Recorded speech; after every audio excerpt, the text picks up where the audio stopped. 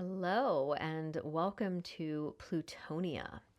In this series, we are working with astrology as alchemy, not astrology as personality traits or predictions or coping mechanisms or the evil things that are happening that make my life hard, but astrology as a system of identity recalibration and power reclamation, especially as we look at Pluto.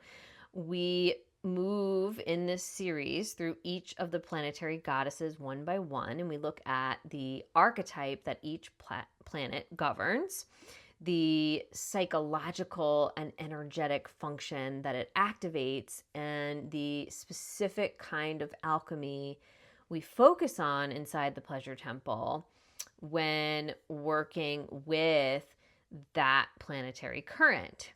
This is a goddess-based astrological system and lineage translated through the pleasure temple lens, which is luxury, quantum coherence, overflowing opulence, nervous system sovereignty, pleasure-led leadership, and again, power reclamation. Today, we're entering Plutonia, the planetary goddess of irreversible transformation. Plutonia is about destruction, but it's destruction in terms of like the Tower card in the tarot, identity collapse, old identities that we no longer need to cling to for safety. And power reclamation is everything that Plutonia is about. So anything that has to do with Plutonic transits that a lot of other astrologers out there are teaching in a fear-based way is all about how do I reclaim the deepest depths of my power, and in a way that's going to lead to the stabilization of your truest, most authentic signal in the quantum field, so that you can broadcast the clearest signal and manifest those things that are most aligned with your heart's truest desires, which a lot of times we don't consciously know when we're naming our desires, by the way. But Pluto will bring us to know what our truest, deepest, darkest desires are. The Pluto is the soul star archetype associated with the soul star chakra, which we will talk about, but it's the part of us, the part of you that eliminates everything that cannot hold the weight of your real power. This is where false identities dissolve. This is where survival contracts are deleted. This is where sovereignty stops just being something that we define or identify with, but it becomes our embodied and lived state, right? And so as you listen, let this be less about understanding Pluto, quote unquote, and more about recognizing where Plutonia, the goddess, is already active in you, where pressure has been refining you, where power has been asking, begging to return home within you, and where your identity is becoming non-negotiable. Let's jump in. Okay, so Goddess Plutonia, in terms of the mythic interpretation of Goddess Plutonia in the pleasure temple, she's associated with the soul star chakra. This is found above the head. This is the aspect of us that is the velvet black rose of the darkest and furthest reaches of the cosmos in the womb of all creation, right? It's the dark backdrop behind the stars and behind the galaxies that exist. Again, we're looking at this through a pleasure temple lens, and in the pleasure temple, we do teach the lineage of the dark rose. So we will often, throughout this series, refer to the lineage of the rose in our transmissions. Goddess Plutonia represents the farthest reaches, right? Because she's the farthest out planet in our solar system. And she represents the threshold of our life force, the edge, right? She's all the way out to the edge, right? That sometimes she's considered a planet and sometimes she's not. She's been like named a planet and taken, like her planetary status has been taken from her and given back so many times. She represents the edge where decay and all things that are dying and death itself gets to dissolve into the darkness and merge with the womb of all creation, dissolving into the cosmic mother of all things before re-emerging as light and new form. The goddesses that are associated with Plutonia are Ceredwen, Morgan Le Fay, Lilith, Sheila Nagig, Hecate, Ereshkigal, Kali, Morrigan, Hel, Goddess Babylon. And we will talk about each one of those more momentarily, but they all represent the feminine in her unfuckwithable, throne-seated, cosmic dominatrix frequency. The feminine who is done with seeking safety outside of herself and anything external to her, and reaching for power outside of the self again, and is generating safety from the inside out by stabilizing herself as divinity, as the creator itself. Like Goddess Babylon, Plutonia is the dark feminine who consumes every false version of herself. She's the compassionate, loving dark mother archetype with a compassion that runs so deep that you can be in complete self-ownership of even your worst, most shadowy pieces without flinching. And these goddesses, they aren't archetypes that you embody. They describe the inner functions that activate under pressure. And this is what I call in the pleasure temple, your goddess frequency. We activate these inner functions even when we are receiving a quote activation like this reading or activation right here that you're listening to, this transmission, right? And like all of my readings are, and the transmissions in the pleasure temple, when we're experiencing something from the outside of us that comes and puts pressure on the way we used to be, that activates a new state of being. It puts us on a new timeline, different from the one that we were on and would have continued on prior to that experience, right? And so an activation can sometimes be experienced as quote unquote negative, or it can be a positive feeling experience, however we judge it, right? And that's what we work on in the pleasure temple, is like shifting that judgment and that perception and the resistance to things, right? Because Plutonia here represents this like judging, being able to, and accessing our real power, which is being able to see it all as love. All of the full spectrum of all that we are experiencing, whether it's positive or negative, Plutonia is where we get to access that part of ourselves that sees it all as what source came here to maybe a little bit kinkily experience, right? The whole spectrum of source, even our worst habits and even the biggest challenges that we face, or our distractions, or what we call procrastination, or what, all of the things that feel and seem like negative pressure, negative, quote unquote, negative pressure on our lives, is actually source getting to know that part of itself and getting to die to the old identity, having opportunities for that, and then to re-emerge after the decay and the death around those things, right, into light. And so when we are looking at our astrology in this alchemical, psychological, and transpersonal kind of way, we're activating our goddess frequency. And that's what makes all of the transmissions in the pleasure temple activations. We're activating certain codes within our energetic architecture, within the auric field, and we are coming into the embodiment of the qualities of these goddesses that exist within us along the way. And so Goddess Plutonia is all about power reclamation, our deepest power, right? And when this goddess is talking about power, she's reminding us that our power is not earned.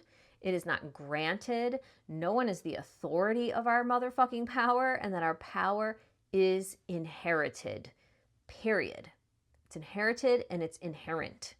There is no gaining it. There is no earning it. There is not even accessing it. There is becoming it, right?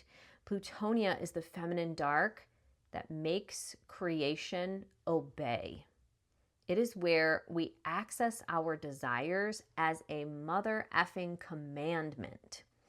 She is the origin code, the primordial darkness from whence all creation came. And in that, she is the code of being unfuckwithable. She is luxury, wealth, absolute overflow. And her archetype within us is how we get to the place of sitting on the throne of the inevitability of our desires and letting the field rearrange itself around our coherence. This Babylon level sovereignty means taking the throne of your life without earning it and without power over another ever. It means devouring shame back into the self, integrating with all the aspects of ourselves. It means stabilizing our field instead of negotiating with our shame and our traumas and projecting them outwardly on other people and whatever the F else our human 3D wants to do to avoid those things. It's about refusing all of the inherited and generational and societal contracts that tell us that we need to dim or sacrifice ourselves. Babylon level sovereignty means leading through pleasure. It means saying fuck the need for any penance at all. And it's about commanding wealth, opulence, being fully resourced because you are the field, the quantum field itself, and not because anyone else has deemed that you deserve it. Goddess Plutonia is the archetype of power, of field collapse, quantum field collapsing, and pure identity sovereignty. She is the archetype of irreversible identity change, which is coming back to your identityless identity, your identity as divinity or the great I am, source, creator. In technical astrology, Pluto represents metamorphosis through stripping away and subtraction.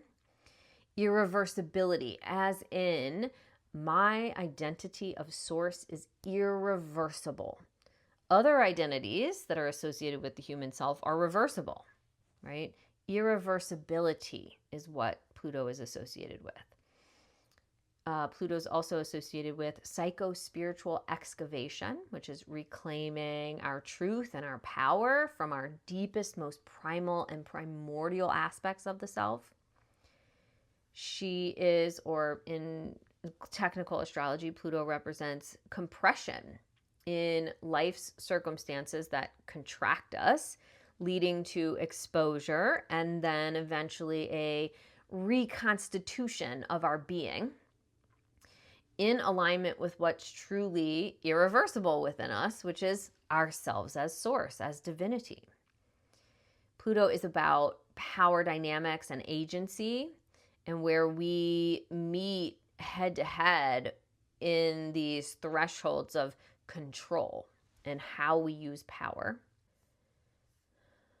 Pluto represents the underworld of our instinct, our survival, and the deepest truth of all truths. The truth that oftentimes the human 3D self has covered up with inherited scripts and 3D identities and conditioning and all of those things. And Pluto represents collective evolution through pressure, showing where power dynamics are out of control and need to be brought back to balance. In the pleasure temple, Pluto is the soul star archetype. It's the force in the psyche that eliminates everything that is not letting us expand into the fullness of our power and hold the truth of our power as creator, as divinity, as source, right? It's like putting on pressure so heavy until I can't be anything but myself, right? It squeezes out anything that isn't the self, and the self as divinity. And there's no softness in Pluto. There's only accurate, face the thing full on Pluto. Or there's avoidance and void energy. And, like that's the shadowy side of Pluto placements, is like, what are we avoiding, right? Avoid, right? So you'll either dissolve old identity structures that are holding up lies and untruth in your life, or you'll dissolve into the lies in self-sacrifice, which, by the way, is how we define prostitute versus holy whore frequencies. The prostitute sells out or self-sacrifices, dissolving their sense of self and their identity as source and creator. Like, oh shit, I have to, do this, follow these steps, follow these rules, bend to some other authority outside of me in order to have. But the holy whore doesn't sell herself at all. She brings everything into her wholeness and makes a fuck ton of money doing it too, if she wants to.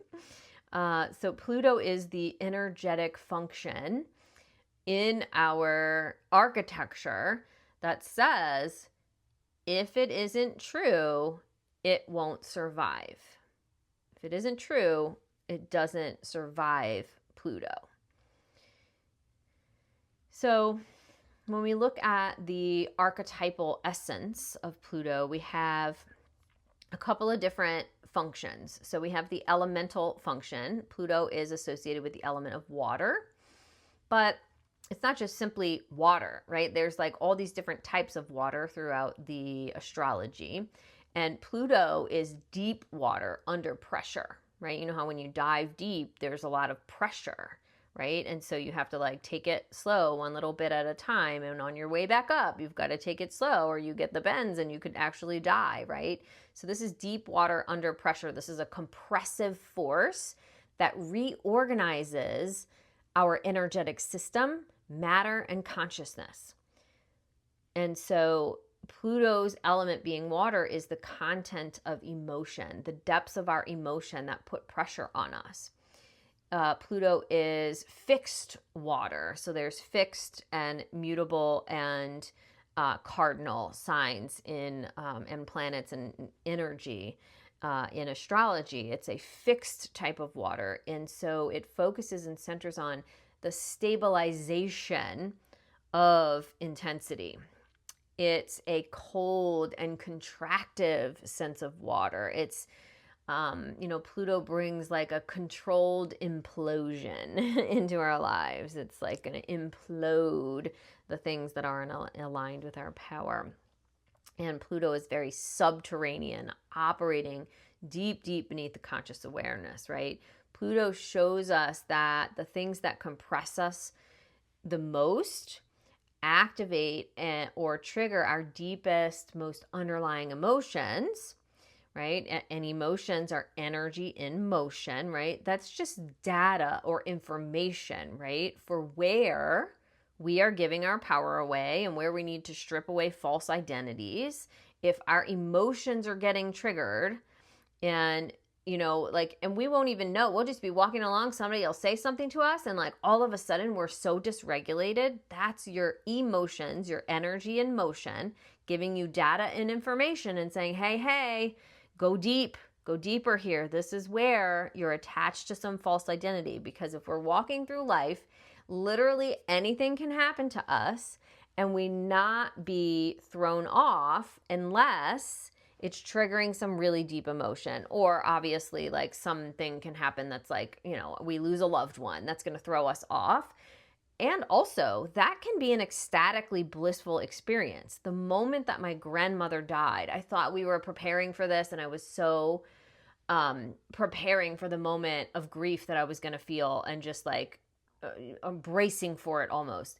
The moment that she died, I felt waves of ecstatic gratitude that I have never in my life experienced before or after that.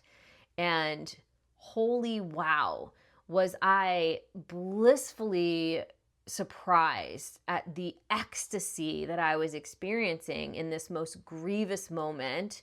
My grandmother raised me, so she was like a mother to me, right? So losing her was a big, huge transition in my life. And like I said, a moment I was dreading. But emotion is just energy in motion, right? And if I'm facing a grievous situation, then I experience that in a way that brings up certain emotions, that's going to give me data.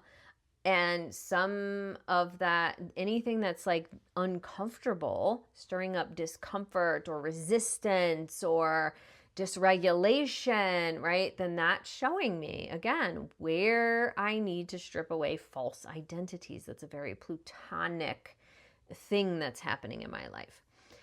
Pluto governs the mineralogical layer of the psyche. What has been fossilized deep in, what's been inherited, what is taboo or denied. Pluto is or represents our psychological bedrock, and the forces of our own power that we need to access in order to rearrange that bedrock, right? And break into it, right? Like, it takes a diamond-tipped drill in order to dig into the hardest parts of the earth, right? And deep down in the sea, when they drill for like oil and stuff, like the tip of their drills are made out of diamonds, right? And so that's like, in our psyche, when you think of the psychological bedrock and the forces that are required to rearrange it, it's like that. It's like, that's a really good metaphor to think of. And then when we're thinking about the archetypal essence of Pluto, we can also look at developmental psychology. So Pluto rules early experiences of powerlessness, the development of our personal agency, which is, right, our access to our power, right? The instinct to control or merge or purge or dominate, right? All uses of our power. The unconscious contracts that we made for our survival when we were younger and now are still carrying and need to like unravel from and reclaim our power from, right? And Pluto rules the point in the psyche that will eventually revolt against those contracts, right? In order to reclaim our mother effing power. Traditional psychology will frame Pluto as the archetype of trauma that leads to transformation. And in the pleasure temple, we have a little bit of a reframe around that. And also, we reframe most symptoms of mental illness and suffering as the part of you that refuses to remain loyal to disempowering structures. Most of the time when we have mental illness arising, it is because we are currently living in disempowering structures that are around us in our environment, or we were and we have internalized those structures, and we're still living in them even though we're not in that environment anymore. We often don't know how to safely and effectively rebel against them or free ourselves in a way that unleashes our creative power and our medicine that we have to share with the world. And this pent up power and creative energy and medicine needs a place to go. Otherwise, it keeps recirculating in the system and ends up in energetic, mental, emotional, physical disease or dis-ease or suffering. Just like Tylenol would if your liver didn't flush it out of your system properly after taking a dose. This backed up power gets mischanneled into and becomes symptoms of mental and chronic illness. And a lot more of that can be found on the Pleasure Temple YouTube channel that, as of the time of this recording, is coming. Pluto in your chart is about dissolving every structure in your life that was built on fear, conditioning, contortion, hiding, ancestral silence, the good girl contract, the good student contract, the internalized male gaze, and colonization of the body, and self-abandonment masquerading as love, and we could go on and fucking on. In the Pleasure Temple, we are getting away from shadow work, quote unquote, and moving into shadow integration through the kink-coded lens, where the shadow is just the other side of the spectrum of your wholeness and your triggers and your shame and your sins and your, seemingly self-sabotaging behaviors are part of what make you feel and sense your aliveness. They are the data and the information showing you how misaligned you are with the truth of yourself as divinity and as source, right? It's that data, right? Plutonia shows us that shadow, that side of the spectrum that is the darkness, right, is our quantum leverage, showing us where we're out of alignment with the truth that we are source creator consciousness, shifting ego into service to us, right? The ego has oftentimes taken on the role of guide and leader because that's what it does. It shifts into leadership. I'm not going to go into the depth of why that is and how that is right now. We'd be here forever. But we're shifting ego into the role of servitude and service and out of the role of guide and leader, because there's no way our ego could hold all of our divine identity. It is just a fraction of our mind, of the mind structure of this human 3D form. It cannot hold the expanse of our identity of ourselves as source. So Pluto's all about dissolving any identity that says that you are limited or bound by 3D conditions at all, or the control of past timelines on your current life and being, right? Past timelines of trauma, past timelines of inherited traumas, all of that, right? Showing that these falsities and living in these false timelines strip away your power to be and to know yourself completely as source, right? And Pluto in the Pleasure Temple is about the quantum collapsing of identity into one identity as the infinite self, and normalizing your most opulent desires so that that's just, oh, well, duh, this is normal, right?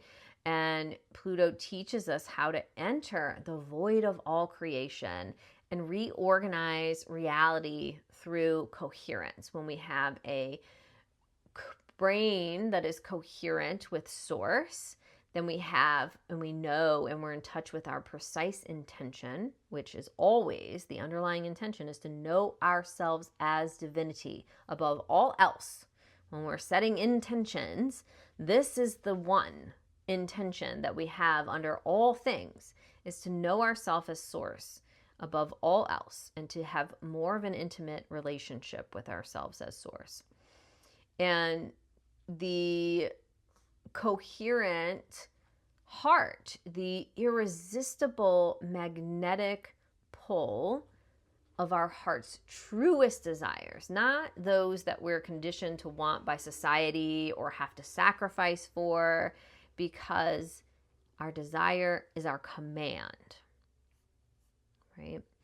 And looking at the archetypal essence of Pluto, we can also look at it through a mythic lens or the mythic field. Pluto's goddesses, her list of goddesses, present distinct psychological functions. So Ceredwen is the cauldron alchemist of identity. Morgan Le Fay is the witch who bends timelines. Lilith is sovereign refusal to self-abandon and non-negotiation of selfhood. Sheila Nagig is primal, unapologetic life force. Hecate is the threshold keeper, our sense of agency at the crossroads of choice, when we have a choice or when we're at the crossroads in our life. Ereshkigal is the raw underworld of emotion with no conditioning of how we need to express our losses and grief. Inanna and her sister Ereshkigal, by the way, are emanations of the dark goddess, embodiment of Venus, going down to the underworld to rescue and bear witness to our deepest depths within us in order that we may reclaim our power and resurrect ourselves after loss. And so Pluto, in essence, is an emanation of Venus, which is very interesting. Venus is the goddess of love and war. And I think we forget that she is the goddess of war. And war is about power reclamation, right? It's about, wait a minute, bitch, that's my throne. I'm going to take it back, right? And then the goddess Kali is destruction that liberates, the force of annihilation that frees our truest identity, right? Morrigan is the battle queen who commands the field and power through strategic clarity. And Hel, H-E-L, goddess Hel, is stillness and neutrality and void consciousness. And when we look at the quantum mechanics of Pluto, Pluto is the collapse of the old signal so that a coherent identity with coherence with ourselves as source, as divinity, can be broadcast into the field. I'll say that again. Pluto is the collapse of the old signal so that a coherent identity can be broadcast into the field. Let's look at what collapse really means in quantum language. In physics, collapse refers to the collapse of the wave function. A wave function represents all possible states of a particle, aka all possible timelines, identities, versions of you. When collapse occurs, the system does not destroy the old states. That is not what happens. It resolves them by selecting one singular coherent outcome for this moment of reality. That is happening billions of times a second. And so this means that collapse is the end of indecision. It's the end of being in the probability soup. And that's how they refer to it in quantum mechanics, probability soup. Collapse is the stabilization of one chosen identity. Collapse does not mean that we've annihilated past timelines, but it's choosing one signal so strongly that the entire mother effing field reconfigures around it. That is how powerful you are. And if you don't know that, you should definitely check out some things by Joe Dispenza. He's got some really amazing YouTube videos on it. And so nothing in collapse, when we're talking about like quantum field and quantum language, using quantum language, collapse doesn't mean that anything is thrown away. It's just no longer the active operating signal. So Pluto's astrological function is psychological, existential, it's identity-based. It governs the mechanisms of identity death or collapse, right? The pressure required for reconstitution of a new identity, right? When everything dissolves into the void, it's going to be reborn into the light. That's a reconstitution, right? Pluto governs the refusal to maintain incoherence. It says, I will not be incoherent with my divinity anymore. I'm going to come into coherence with that. What power do I need to reclaim in order to do that, right? Pluto governs the exposure of what cannot survive in the new signal. If I want to manifest a new thing, I need to broadcast a new signal. Therefore, there are certain beliefs and ways of being and actions and inactions that cannot survive in the new signal. Pluto is the psychic force that pushes wave function collapse at the identity level. But Pluto doesn't destroy the old timeline. It makes the old timeline uninhabitable so that the new chosen signal is now the only coherent option. It's the only mother effing option. The old timeline, we cannot inhabit it anymore. We're like, ugh, I can't even, right? And so in pleasure temple language, Pluto stops us from trying to broadcast two identities at once. Joe Dispenza puts it as simply like, quote, you stop investing energy into that signal so it stops being broadcast, right? Pluto's death isn't about destruction. It's an energetic starvation of an identity that's no longer supported by your attention, your emotional investment, your nervous system, your desire, your absolute intention, which is really your absolute intention is to always know yourself as divinity or source frequency, right? And so Pluto is the elimination of split intention fields. Your old identity is no longer viable because your system, your mind, your body, your nervous system, your emotional patterning, it no longer resonates with it. Pluto is about energy consolidation. It's not about like erasing anything. And so it's death in a reemergence kind of way, right? The old timeline in quantum physics and quantum mechanics, it still exists in the field as a potential state, but you're no longer broadcasting it. So your reality doesn't mirror it, right? We are withdrawing attention from the identity. We're dissolving the old electromagnetic signature.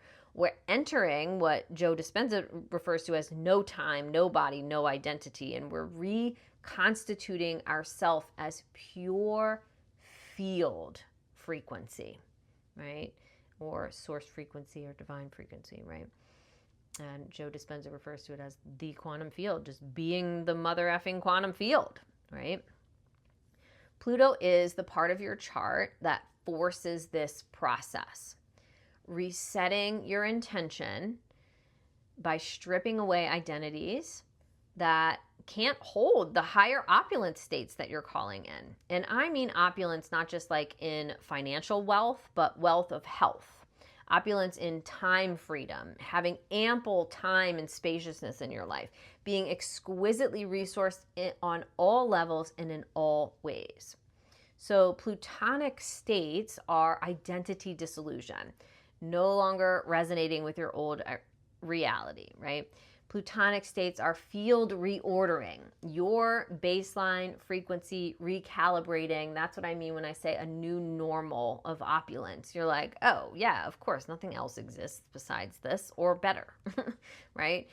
Plutonic states are about power integration. Our nervous system capacity expands to hold more choice. So basically, the nervous system stops trying to control life through excessive thinking and ruminating and thought looping and projecting shame and blame and being in victimhood and blah, blah, blah, right? All those states of split intention that keep you from collapsing into the one singular coherent reality where you are source, you are divinity, fully resourced and circulating that source frequency.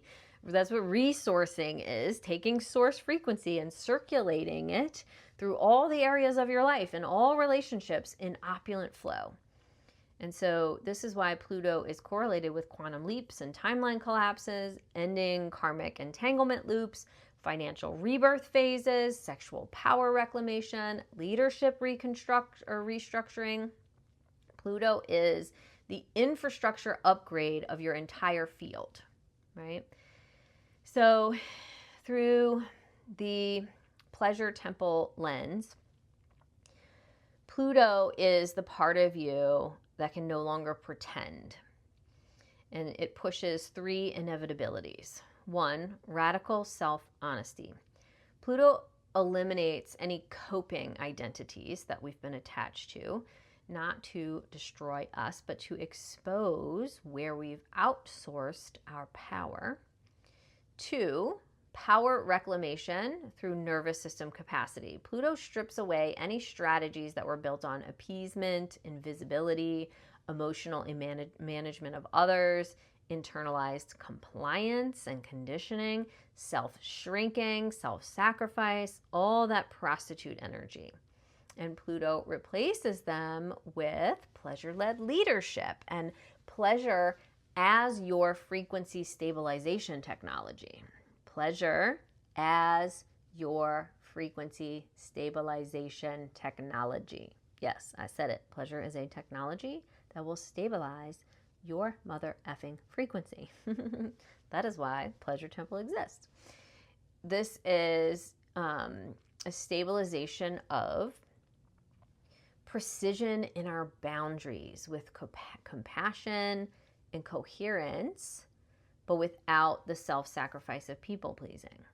This is a stabilization of emotional neutrality, so we don't get knocked off center, because when we know ourselves as divinity, without a doubt, we are stabilized in that field.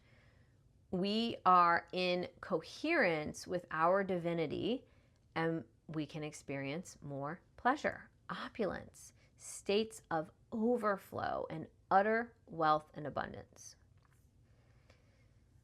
Stabilization of internal safety sourced from presence rather than the conditioning of rules and social norms and expectations that keep us from ever really knowing our full hidden desires and pathway to our pleasure frequency. And then the stabilization of our decision-making authority, because it's not coming from, our decisions aren't coming from self-sacrifice, but opulent overflow for all, knowing that I am source and you are source and we all are source. And so this, Pluto, is pure source remembering itself as power, as sovereign power. And so that is the power reclamation through nervous system capacity. And number 3 is leadership through unfiltered truth. Pluto doesn't ask you to be nice. Pluto asks you to be accurate.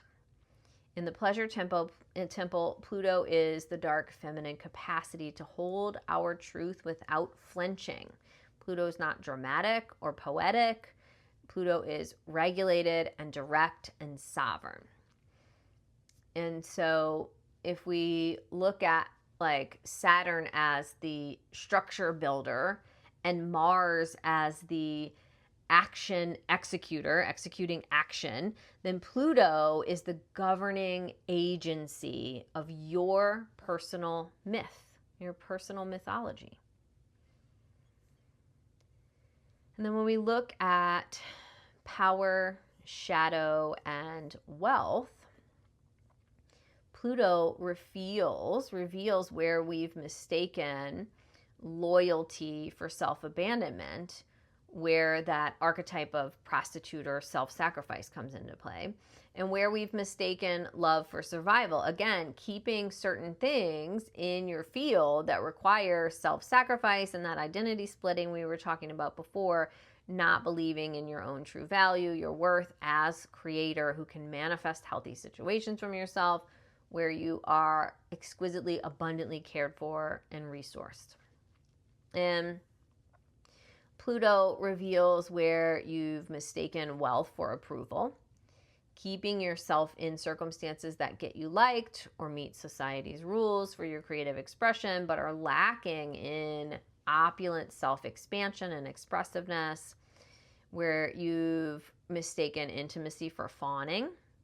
You're fawning and you're like, oh, this is intimacy. This is what closeness is. I just let go of all my own needs and desires and I fawn over yours.